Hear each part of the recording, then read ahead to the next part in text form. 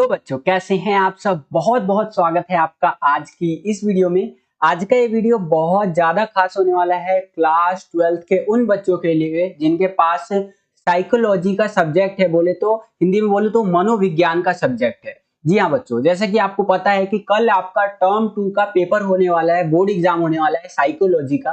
ठीक है, तो उसके लिए काफी ज्यादा कमेंट आ रहे थे कि सर एक सैंपल पेपर लाइए, ठीक है, कम से कम एक तो डाल ही दीजिए। तो आपके इतने कमेंट पे मैंने क्या किया है, आज इस वीडियो में आपके लिए एक सैंपल पेपर लेकर के आया हूं। ठीक है, हिंदी मीडियम में भी और इंग्लिश मीडियम में भी, जो कि बहुत ज्यादा इंपॉर्टेंट है आपका जो कल पेपर होने वाला है उसके लिए। ठीक है, तो वीडियो को कंप्लीट जरूर देखिएगा। अगर आप वीडियो को कंप्लीट देखते हैं तो हो सकता है इसमें से कई सारे क्वेश्चंस कल के आपके पेपर में आ जाए। साथ ही साथ जो आपका साइकोलॉजी है जो सब्जेक्ट है, इसका जो पेपर आने वाला है आपका टर्म 2 का, जो कल आपका टर्म 2 का पेपर होगा, उसका जो फॉर्मेट होगा वो भी आपको पता चल जाएगा कि कितने कितने नंबर के क्वेश्चंस आ रहे हैं और कैसे आंसर आपको लिखना है बच्चों। तो चलिए वीडियो को शुरू करते हैं। तो देखिए, हिंदी में इसको मनोविज्ञान सैद्धांतिक करके आपका आएगा पेपर। मनोविज्ञान बोलते हैं बोले तो हिंदी में, और मनोविज्ञान सैद्धांतिक करके आपका पेपर आएगा। इंग्लिश में इसको साइकोलॉजी बोला जाता है। इसका जो सब्जेक्ट कोड रहेगा आपका, ये 037 बोले तो 037 रहेगा आपका।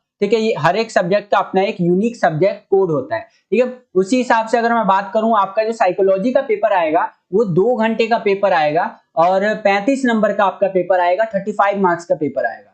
ठीक है, अगर मैं आपसे बात करूं बोर्ड के पेपर की, तो यहाँ पर आप देखेंगे कुछ इस टाइप से आपका बोर्ड का पेपर आएगा। एक यूनिक सी सीरीज लिखी हुई रहेगी, आपका सेट लिखा हुआ रहेगा, जैसे कि यहाँ पर आप देख सकते हैं सेट 4 है आपका। ठीक है, ज्यादातर मैंने देखा है प्रीवियस ईयर के क्वेश्चन पेपर्स को उठा करके ना, तो सेट 4 ही आता है साइकोलॉजी का आपका। ठीक है, इस टाइप से, क्योंकि जो एडिशनल सब्जेक्ट्स होते हैं ना उनका सेट 4 आपसे पूछा जाता है। ठीक है, जो मतलब क्वेश्चन पेपर आता है सेट 4 करके, और एक यूनिक क्वेश्चन पेपर का आपको कोड देखने को मिलेगा बच्चों। यहाँ पर आप देख सकते हैं कुछ बेसिक बातें यहाँ पर नोट करके दी हुई है, जिसको आप देख सकते हैं। जैसे कि ये जो मैं आपको पेपर करवा रहा हूँ, इसके अंदर 11 प्रिंटेड पेजेस है। ठीक है, यहाँ पर आप देख सकते हैं इस टाइप से लिखा हुआ है। और जो आपका साइकोलॉजी का यानी मनोविज्ञान का जो कल पेपर होने वाला है, उसके अंदर टोटल आपसे 12 क्वेश्चन पूछे जाएंगे। ध्यान रखिएगा, 12 क्वेश्चन आपसे कल जो पेपर आएगा उसके अंदर पूछे जाएंगे। अब डायरेक्ट मैं सामान्य निर्देश पे आ जाता हूं। थोड़ा सा बिल्कुल ध्यान से सामान्य निर्देश को समझ लीजिए। अगर आप सामान्य निर्देश को समझ जाते हैं तो आपको मोटा मोटा आइडिया लग जाएगा कि आपका पेपर में कितने नंबर का क्वेश्चन आएगा, कितने सेक्शंस में पेपर बटा हुआ होगा, वगैरह वगैरह। मतलब पूरा फॉर्मेट का एक मोटा मोटा आइडिया लग जाएगा आपको। ठीक है, तो यहाँ पर बताया गया है कि ये जो साइकोलॉजी का आपका पेपर है, इसके अंदर टोटल 12 प्रश्न यानी कि 12 क्वेश्चन आपसे पूछे जाएंगे। ठीक है, पेपर को 4 सेक्शंस के अंदर बांटा गया है। साइकोलॉजी का कल जो पेपर होगा वो 4 सेक्शंस के अंदर आएगा। सेक्शन ए आएगा, सेक्शन बी, सी और डी आएगा। ठीक है, जो आपका सेक्शन ए रहेगा, जिसको आप खंड ए भी बोलते हैं, इसके अंदर आपसे 3 प्रश्न करके इस तरह से बताया गया है कि पूछा जाएगा 1 से लेकर 3 तक। ये 2 नंबर वाले क्वेश्चंस आपसे पूछे जाएंगे, और इनका 3 जो प्रश्न आपसे 2 नंबर वाले पूछे जाएंगे, इनका जो आंसर आपको देना है 40 शब्दों से अधिक नहीं होना चाहिए। 2 नंबर वाले क्वेश्चन का आंसर आपको 40 वर्ड्स के अंदर देना है। उसके आगे अगर मैं बात करूं तो सेक्शन बी में आपसे भी 3 क्वेश्चन पूछे जाएंगे, और ये 3-3 नंबर वाले क्वेश्चंस होंगे। 3 नंबर वाले इनका क्वेश्चन का आंसर आपको 80 शब्दों से अधिक नहीं होना चाहिए। 80 शब्दों के अंदर आपको देना है, 80 वर्ड्स के अंदर। ठीक है, सेक्शन सी के अंदर आपसे 4 प्रश्न पूछे जाएंगे। आपका जो ये 4 प्रश्न पूछे जाएगा 4-4 नंबर वाला होगा, और इनका आंसर जो आपको देना है 120 शब्दों से अधिक नहीं होना चाहिए बच्चों। उसके आगे अगर मैं बात करूं तो सेक्शन डी के अंदर आपसे केस स्टडी रिलेटेड क्वेश्चंस जो होते हैं वो पूछे जाएंगे। 2 क्वेश्चंस होंगे आपके, और यहाँ पर जो अंक होगा यानी ये होंगे प्रत्येक प्रश्न 2 अंक वाले, 2-2 नंबर के क्वेश्चंस होंगे। इनका आंसर 40 शब्दों में आपको देना है। तो ये कुछ बेसिक बातें जो कि आपको पता होना चाहिए, आपको आपका जो कल पेपर होने वाला है उससे संबंधित। सेम सामान्य निर्देश इंग्लिश में जनरल इंस्ट्रक्शंस करके आता है, तो यहाँ पर आप देख सकते हैं जनरल इंस्ट्रक्शंस को। ठीक है, सारी चीजें आप रीड आउट कर सकते हैं। मैंने सारी चीजें वैसे समझा दी आपको, जैसे कि there are 12 questions in this question paper, or the paper is divided into 4 sections, section A, section B and section D। ठीक है, इस तरह से करके सारी चीजें यहाँ पर दी हुई है। इंग्लिश मीडियम में अगर आप इसको रीड करना चाहते हैं तो कर भी सकते हैं बच्चों। तो ये कुछ बेसिक बातें थी जो कि आपका जो कल साइकोलॉजी का जो पेपर होने वाला है उससे संबंधित आपको पता होना चाहिए। अब 1-2 बातें और समझ लीजिए बच्चों। 2019 में जब मैंने अपना बोर्ड एग्जाम दिया था क्लास 12th का, तो मेरे पास साइकोलॉजी सब्जेक्ट नहीं था, मनोविज्ञान का सब्जेक्ट नहीं था। मैंने नाम भी नहीं सुना था भाई, सच बताऊं तो। ठीक है, लेकिन कई सारे कमेंट्स आ रहे थे, आपकी डिमांड इतनी थी कि सर लाइए लाइए सैंपल पेपर लाइए, आपने जियोग्राफी, हिंदी, इंग्लिश, मैथ कह रहा हूँ, इतने सारे सब्जेक्ट्स के आपने सैंपल पेपर कराए, तो इसका भी करवा दीजिए। और हमारा जो टर्म 2 का आपका साथ था, वो मैं वादा भी किया था आपसे आज से 1.5 महीना पहले, जब टर्म 2 हमारा पेपर शुरू होने वाला था, तो कि टर्म 2 का जो आपका एग्जाम होगा, बोर्ड एग्जाम, लास्ट तक आपका हाथ नहीं छोड़ेंगे। तो बिल्कुल हाथ नहीं छोड़ेंगे यार, लास्ट तक साथ रहेंगे। और ये लास्ट पेपर आपका साइकोलॉजी का ही है, क्लास 12 का, ठीक है। तो यहाँ पर 2019 में मैंने अपना 12th किया, उस टाइम पे साइकोलॉजी नहीं था, लेकिन फिर भी डाल रहा हूँ। और यहाँ पर ध्यान रखिएगा, ऐसे ही डाल रहा हूँ, आज तक का जो मेरा टीचिंग का एक्सपीरियंस रहा है उसके हिसाब से 100% दूंगा आपको ये पेपर करवाने में। ज्यादातर चीजें समझाने का प्रयास करूंगा, बाकी चीजें आपको दिखा दूंगा, क्वेश्चंस कैसे आए हुए हैं और कैसे आंसर आपको लिखना है। सारी चीजें आप वीडियो को पॉज करके पढ़ते चलिएगा, समझते चलिएगा, क्योंकि पूरा 1 साल आपने साइकोलॉजी पढ़ा है तो इतना आपको आता ही होगा। तो चलिए अब अपने पेपर की ओर हम लोग आ गए हैं बच्चों सेक्शन ए के अंदर, जिसको हिंदी में आप खंड ए भी बोलते हैं। इसके अंदर हमसे 2 नंबर वाले जो क्वेश्चंस होते हैं ना, 2 मार्क्स के क्वेश्चंस, ये पूछे जाएंगे बच्चों, ठीक है। 40 शब्दों में इसका आंसर आपको देना है, उससे ज्यादा मत दीजिएगा। तो देखिए सेक्शन ए के अंदर पहला जो क्वेश्चन हमसे पूछ रहा है कि दैहिक लक्षण और रोग में कोई 2 अंतर आपको बतानी है चिंता विकार के साथ, ठीक है। तो देखिए दैहिक लक्षण के बारे में यहाँ पर बता रखा है, ये सारी चीजें देख सकते हैं कि लगातार शरीर से संबंधित लक्षण जो किसी गंभीर चिकित्सा स्थिति से संबंधित हो सकती है और नहीं भी, जैसे कि कोई लाइलाज बीमारी की ओर भी ले जा सकता है और उसको नहीं भी। अपने लक्षणों से अत्यधिक व्यस्त रहता है, वो जो भी उसको लक्षण दिखते हैं, सिम्टम्स दिखते हैं, तो आदमी उसी में व्यस्त रहता है कि भाई क्या हो रहा है। उसके बाद आप लिख सकते हैं दैहिक लक्षण। ये दैहिक लक्षण मतलब बॉडी के अंदर क्या क्या लक्षण देखने को मिलते हैं, सिम्टम्स। उसके बाद है अभिव्यक्ति, शारीरिक शिकायतों के संदर्भ में होता है ये। तो इस तरह से आप इसके दैहिक लक्षण लिख सकते हैं। अगर हम बात करें बीमारी, चिंता, विकार की, तो इसके बारे में आप लगातार व्यस्त एवं गंभीर बीमारियों का विकास देखने को मिलता है। अनजाने रोगों के बारे में अत्यंत चिंतित रहता है आदमी, यह चिंता है जो मुख्य चिंता है, ठीक है। ये सारी चीजें आप इस तरह से लिख सकते हैं। सेम क्वेश्चन इंग्लिश मीडियम में आएगा तो कुछ इस तरह से आएगा, यहाँ पर आप देख सकते हैं। और आपको डिफरेंशिएट करके दोनों आपको यहाँ पर समझा रखा है, इंग्लिश मीडियम में तो काफी अच्छे से समझा रखा है, आप यहाँ पर देख भी सकते हैं। 2 नंबर का आपका ये क्वेश्चन है बच्चों। आगे अगर मैं चलूं दूसरे क्वेश्चन पे, तो दूसरा क्वेश्चन यहाँ पूछ रखा है कि अभिवृत्ति निर्माण को प्रभावित करने वाले किन्हीं 2 कारकों की व्याख्या करनी है आपको। तो देखिए यहाँ उत्तर आप ऐसे लिख सकते हैं कि संदर्भ समूह, व्यक्तिगत अनुभव और मीडिया से संबंधित प्रभाव। इस तरह से आपको लिखना है इसका आंसर दूसरे क्वेश्चन का। सेम क्वेश्चन इंग्लिश मीडियम में आएगा तो कुछ इस तरह से आएगा, यहाँ पर आप देख सकते हैं कि explain any 2 factors that influence attitude formation. और जो आंसर आपको लिखना है वो कुछ इस तरह से लिखना है बच्चों।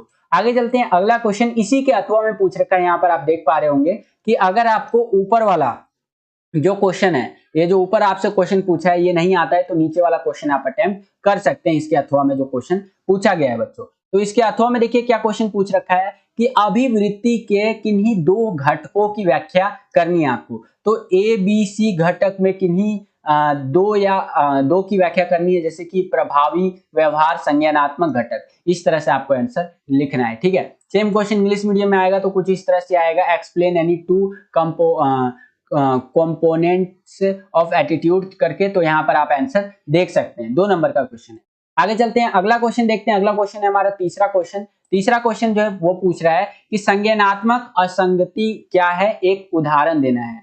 तो यह इस बात पर जोर देता है, संज्ञानात्मक असंगति, कि एक दृष्टिकोण यानी कि जो एक व्यक्ति के सोचने का नजरिया है, वो संज्ञानात्मक घटक या फिर व्यंजन विसंगति के विपरीत होने चाहिए, अर्थात वे तार्किक रूप से एक दूसरे के अनुरूप होना चाहिए। यदि कोई व्यक्ति पाता है कि एक दृष्टिकोण में 2 संज्ञान असंगत है, तो उसमें से एक को व्यंजन की दिशा में बदल दिया जाएगा। तो इस तरह से इस क्वेश्चन का आंसर आपको लिखना है 2 नंबर में। सेम क्वेश्चन इंग्लिश मीडियम में कुछ इस तरह से पूछा जाएगा, यहाँ पर आप देख सकते हैं इंग्लिश मीडियम में इस तरह से क्वेश्चन है, और जो आंसर लिखना है वो कुछ इस प्रकार से आपको लिखना है बच्चों। इंग्लिश मीडियम वाले बच्चे भी अपना आंसर देखते चलिए, ठीक है।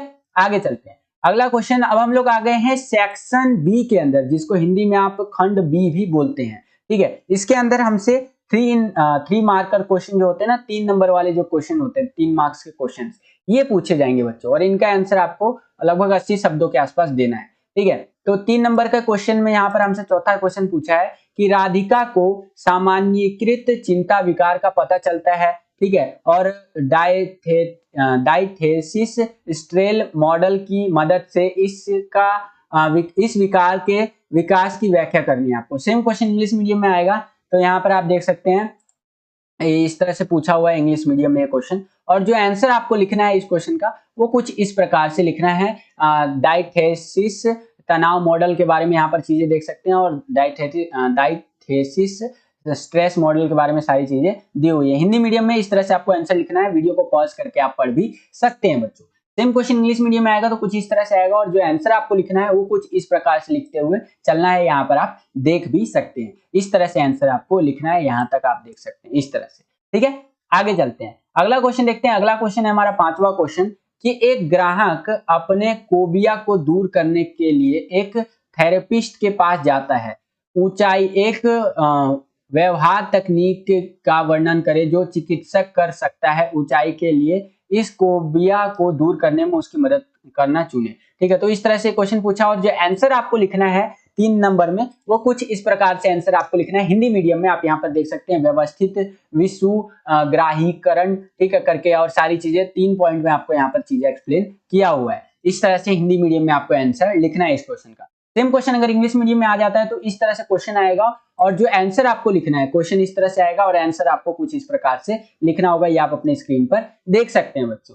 ठीक है, हिंदी और इंग्लिश दोनों ही मीडियम के बच्चे अपना जो क्वेश्चन और आंसर है उसको बिल्कुल ध्यान से देखते चलिए, बिल्कुल आपको रट जाना चाहिए, ऐसे देखते चलिए, लास्ट टाइम में तो बिल्कुल अच्छे से देखते चलिए बच्चों। ठीक है, आगे चलते हैं। छठा क्वेश्चन देखिए, छठा क्वेश्चन क्या पूछ रहे हैं हमसे कि हम किसी भी समय कई समूहों के सदस्य होते हैं, समझाना है कि वे कारण जो लोगों को समूहों में शामिल करते हैं। तो मतलब ग्रुप में क्यों लोग शामिल होते हैं, तो सुरक्षा के दर्जा के कारण, आत्मसम्मान के कारण, किसी की मनोवैज्ञानिक और सामाजिक जरूरतों की संतुष्टि के कारण, लक्ष्य की प्राप्ति के कारण, ज्ञान और जानकारी प्रदान करे इसके कारण। ठीक है, तो इस तरह से आपका 3 नंबर का क्वेश्चन था, और इस तरह से चीजें यहाँ पर दे रखा है, कारण आप ये देख सकते हैं। सेम क्वेश्चन इंग्लिश मीडियम में आएगा तो कुछ इस तरह से क्वेश्चन पूछा जाएगा, और जो आंसर आपको लिखना है वो कुछ इस प्रकार से लिखना है, ये आप अपनी स्क्रीन पर देख सकते हैं। आगे चलते हैं, अगला क्वेश्चन इसी के अथवा में आपसे पूछ रखा है। इसके अथवा में बेसिकली क्या पूछा है कि अगर आपको ऊपर वाला क्वेश्चन नहीं आता, ठीक है, जो ऊपर आपसे क्वेश्चन पूछा गया है, तो नीचे वाला क्वेश्चन आप अटेम्प्ट कर सकते हैं।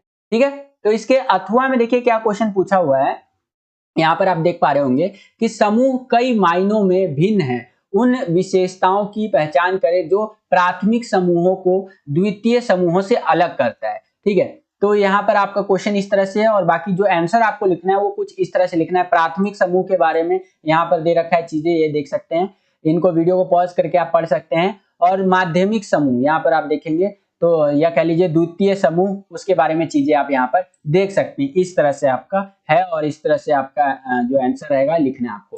सेम क्वेश्चन अगर इंग्लिश मीडियम में आएगा तो कुछ इस तरह से क्वेश्चन पूछा जाएगा, और जो आंसर आपको लिखना है प्राइमरी ग्रुप के बारे में वो कुछ इस तरह से लिखना है, और सेकेंडरी ग्रुप के बारे में यहाँ पर चीजें आप देख सकते हैं बच्चों। इस तरह से सेकेंडरी ग्रुप के बारे में भी आपको लिखना है। ठीक है, आई होप कि इतना आपको समझ में आ गया होगा बच्चों। बहुत हम लोग मेहनत करते हैं आपके लिए पेपर बनाने के लिए। पहले इंग्लिश में आता है सीबीएसई की तरफ से, फिर उसको हिंदी में ट्रांसलेट करते हैं। ये जो सैंपल पेपर दे रहा हूँ ये सीबीएसई ने जारी कर रखा है, इसी को हिंदी में ट्रांसलेट करके आपको दे रहा हूँ। ठीक है, तो उस इतनी मेहनत को अप्रिशिएट करना चाहते हैं तो वीडियो को लाइक जरूर कीजिए। जितना ज्यादा आप वीडियो को लाइक करेंगे उतना ज्यादा हमारा मोटिवेशन बढ़ता है और वीडियोस को बनाने के लिए बच्चों।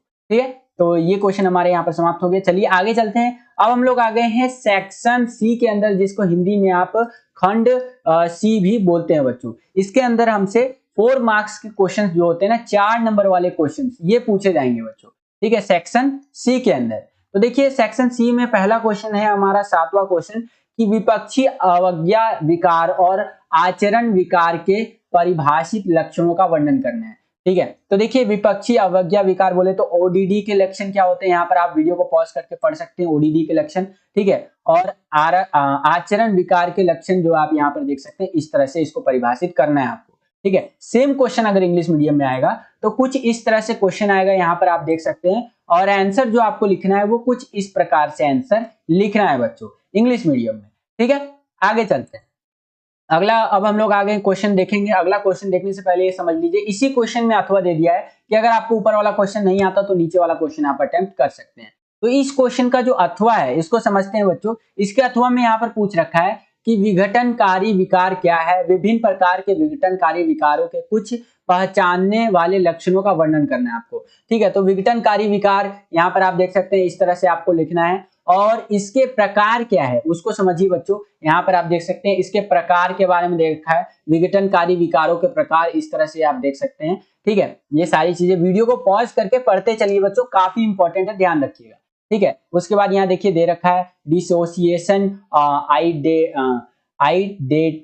आइडेंटिटी डिसऑर्डर करके दे रखा है, और यहाँ पर आप सारी चीजें देख सकते हैं। ठीक है, और बाकी सारी चीजें यहाँ पर और भी कुछ कुछ दे रखा है, ये सारी चीजें वीडियो को पॉज करके आप पढ़ सकते हैं बच्चों। सेम क्वेश्चन अगर आपका इंग्लिश मीडियम में आएगा तो कुछ इस तरह से आएगा, यहाँ पर आप देख सकते हैं इसके अथवा में इस तरह से पूछ रखा है, ये आप अपनी स्क्रीन पर देख सकते हैं। और जो आंसर लिखना रहेगा आपको वो कुछ इस प्रकार से आंसर लिखते रहे चलिएगा। यहाँ पर आप देखिए पहले तो इसको एक्सप्लेन कर दिया, फिर इस डिसऑर्डर के टाइप्स जो होते हैं ना उसके बारे में बताता चला आपको, इसके टाइप्स यहाँ पर आप देख सकते हैं इस तरह से। ठीक है, इस तरह से इसके टाइप्स के बारे में आप यहाँ पर चीजें देख सकते हैं। आगे चलते हैं, अगला क्वेश्चन देखते हैं बच्चों। अगला क्वेश्चन है हमारा 8वां क्वेश्चन। 8वां क्वेश्चन है कि मनोचिकित्सा के लिए वैकल्पिक उपचार संभावनाओं की व्याख्या करें, कैसे क्या मानसिक रूप से बीमार लोगों के पुनर्वास से उनके जीवन की गुणवत्ता में सुधार होता है। तो ये सारी चीजें आपको बताना है। तो क्या क्या कर सकता है, योग कर सकता है बंदा, मतलब काफी सारी चीजें कर सकता है ताकि वो सुधार हो सके। ठीक है, तो यहाँ पर सारी चीजें आप ये देख भी सकते हैं। इस तरह से हिंदी मीडियम में आपको आंसर लिखना है बच्चों। कुछ त्रुटियां होंगी, कुछ गलतियां होंगी, हिंदी में ट्रांसलेट हुआ रहेगा तो आपका, लेकिन आप उसको ठीक कर सकते हैं। आप अपना दिमाग लगाइए, उसको ठीक कीजिए, क्योंकि देखिए पूरा पेपर इंग्लिश मीडियम में आता है, उसको हिंदी में ट्रांसलेट करने में थोड़ा बहुत गलती तो होता ही होता है। ठीक है, एक्यूरेट तो बिल्कुल नहीं हो सकता है, लेकिन मैंने 99% कोशिश किया है कि आपका सही हो ये ट्रांसलेट। ठीक है, किन्हीं 3 वैकल्पिक उपचारों की व्याख्या यहाँ पर आप देख सकते हैं, इस टाइप से आप आंसर लिख सकते हैं बच्चों। सेम क्वेश्चन आपका इंग्लिश मीडियम में रहेगा तो कुछ इस टाइप से क्वेश्चन पूछा जाएगा, और जो आंसर आपको लिखना है वो कुछ इस तरह से लिखते हुए चलना है बच्चों। यहाँ पर आप देख सकते हैं इस तरह से आंसर लिखना है आपको, या आप अपनी स्क्रीन पर देख सकते हैं। ठीक है, अल्टरनेट ट्रीटमेंट करके दे रखा है, कोई 3 अल्टरनेट ट्रीटमेंट, तो यहाँ पर चीजें आप देख भी सकते हैं। इस तरह से इंग्लिश मीडियम में रहेगा आंसर। आगे चलो तो इसी क्वेश्चन में आपको एक अथवा देखने को मिल जाएगा कि अगर आपको ऊपर वाला क्वेश्चन नहीं आता तो नीचे वाला क्वेश्चन आप अटेम्प्ट कर सकते हैं। तो इसके अथवा में देखिए आपसे क्या क्वेश्चन पूछा है यहाँ पर, कि क्वेश्चन पूछ रहा है कि विभिन्न संज्ञानात्मक उपचारों की व्याख्या करें जिनका उपयोग कम करने के लिए किया जाता है। ठीक है, तो आप यहाँ पर देख सकते हैं इस तरह क्वेश्चन है, और जो आंसर आपको लिखना है वो कुछ इस प्रकार से लिखते हुए चलना है, ये आप अपनी स्क्रीन पर देख सकते हैं बच्चों। वीडियो को पॉज करके आप पढ़ते हुए भी चलिए। ठीक है, और सेम क्वेश्चन इंग्लिश मीडियम में आएगा तो इसी के अथवा में देखिए क्वेश्चन पूछा है, ये बेसिकली यहाँ पर आपको मैंने बताया भी था, इसके अथवा वाला ये क्वेश्चन है। इस तरह से हिंदी में आंसर रहेगा, इंग्लिश मीडियम में आंसर इस तरह से रहेगा। क्वेश्चन देखिए इंग्लिश मीडियम में इस तरह से आएगा, और जो आंसर आपका रहेगा वो कुछ इस प्रकार से रहने वाला है बच्चों। ठीक है, आगे चलते हैं। अगला क्वेश्चन यहाँ पर आप देखिए, ये आपका 9वां क्वेश्चन है कि अंशु को लगता है ना कि मुखर और सफल महिला बहुत अधिक शक्तिशाली हो सकती है, अपनी पारिवारिक जिम्मेदारियों की उपेक्षा कर सकती है, उन कारणों या कह लीजिए कारकों की व्याख्या करें जो मुखर और सफल महिलाओं के प्रति अंशु के दृष्टिकोण को बदलने में मदद करेंगे। तो कुछ इस टाइप से आंसर आप यहाँ पर देख सकते हैं। मौजूदा रवैये की विशेषताएं हो सकती है, स्रोत विशेषताएं, संदेश विशेषताएं और लक्ष्य विशेषताएं, ये सारी चीजें आप यहाँ पर देख सकते हैं। ठीक है, इस तरह से 9वें का आंसर आपको लिखना है। आगे चले, यही सेम क्वेश्चन इंग्लिश मीडियम में आएगा तो कुछ इस टाइप से पूछा जाएगा, ये क्वेश्चन आप देख सकते हैं, और आंसर जो आपको लिखना है वो कुछ इस तरह से लिखना है, ये आप अपने स्क्रीन पर देख सकते हैं। 9वां क्वेश्चन, ठीक है, इंग्लिश मीडियम में। अब हम चलते हैं अपने 10वें क्वेश्चन की ओर। तो 10वां क्वेश्चन ये आप अपनी स्क्रीन पर देख सकते हैं, इस तरह से 10वां क्वेश्चन पूछा गया है, और 10वें क्वेश्चन का जो आपको आंसर लिखना है हिंदी मीडियम में वो कुछ इस प्रकार से लिखना है, ये आप अपने स्क्रीन पर देख सकते हैं। इस तरह से आपको हिंदी मीडियम में आंसर लिखना है। ठीक है, अगर इंग्लिश मीडियम बात करूं तो क्वेश्चन कुछ इस टाइप से पूछा रहेगा, और इंग्लिश मीडियम में आपको जो आंसर लिखना है वो कुछ इस टाइप से लिखना है बच्चों, ये आप अपनी स्क्रीन पर देख सकते हैं। इस टाइप से इंग्लिश मीडियम में आपको आंसर लिखना रहेगा। ठीक है, आगे चलते हैं। अब हम लोग आ गए हैं सेक्शन डी के अंदर, जिसको हिंदी में आप खंड डी भी बोल सकते हैं। इसके अंदर हमसे 2 मार्क्स वाले जो क्वेश्चंस होते हैं ना, यानी 2 नंबर वाले जो क्वेश्चंस होते हैं ये पूछे जाएंगे। 2 क्वेश्चन होगा, 11वां और 12वां। ठीक है, ये केस आधारित प्रश्न होगा। तो ये बेसिकली ये सारी चीजें दे रखी है, पैराग्राफ इसको पढ़ सकते हैं, और देन आपसे क्वेश्चंस पूछे जाएंगे, उनका आंसर आपको देना है। तो ये पैराग्राफ है, ये आप अपनी स्क्रीन पर देख पा रहे होंगे। ठीक है, अगर हम लोग नीचे चले तो थोड़ा और पैराग्राफ ये बच गया, ये आप देख सकते हैं। इसको आप वीडियो को पॉज करके पढ़ भी सकते हैं। मैं डायरेक्ट क्वेश्चंस की तरफ चलना चाहूंगा ताकि हमारा टाइम बचे। आगे चले तो क्वेश्चन नंबर 11वां है हमारा कि माया की बीमारी को ठीक करने के लिए मरहम लगाने वाले वाले द्वारा इस्तेमाल की जाने वाली विधि को पहचाने और प्राचीन काल से यह सिद्धांत माया की उपचार की व्याख्या कैसे करती है। तो यहाँ पर आंसर आप ऐसे लिखेंगे कि इस्तेमाल की जाने वाली विधि भूत प्रेत या शैतानी जैसी अलौकिक और जादुई शक्तियों के संचालन से असामान्य व्यवहार को समझाया जा सकता है। इस टाइप से आंसर आपको लिखना है। सेम वो जो आपका पैसेज दिया हुआ है उसमें से ही आंसर निकालना है आपको, उसी में से क्वेश्चन आपसे पूछा गया है। यही क्वेश्चन इंग्लिश मीडियम में आएगा। सेक्शन डी के अंदर आप देख सकते हैं, ये आपका पैसेज है या कह लीजिए केस बेस्ड जो क्वेश्चन पूछा जाता है वो है। ठीक है, इसको आपको रीड करना है और देन जो क्वेश्चन पूछा गया है उसका आंसर आपको देना है बच्चों। तो इस टाइप से पैसेज है, यहाँ पे आप देख भी सकते हैं। ठीक है, और इससे रिलेटेड आपसे क्वेश्चन यहाँ पर पूछा गया जो कि आप यहाँ पर देख सकते हैं और आंसर कुछ इस टाइप से आपको देना है जो कि आप अपनी स्क्रीन पर देख सकते हैं। ठीक है, आगे चलते हैं बच्चों। 2 नंबर का क्वेश्चन था और 2 नंबर का आंसर आपको इस तरह से लिखना है। आगे चलते हैं, इस पेपर का लास्ट क्वेश्चन 12वां क्वेश्चन है हमारा। 12वां क्वेश्चन क्या पूछ रहा है कि आपके विचार में कौन सा तरीका रीता के उपचार की सबसे अच्छी व्याख्या करेगा। वही जो आपका पैराग्राफ दिया था उसी में से क्वेश्चन निकाला है।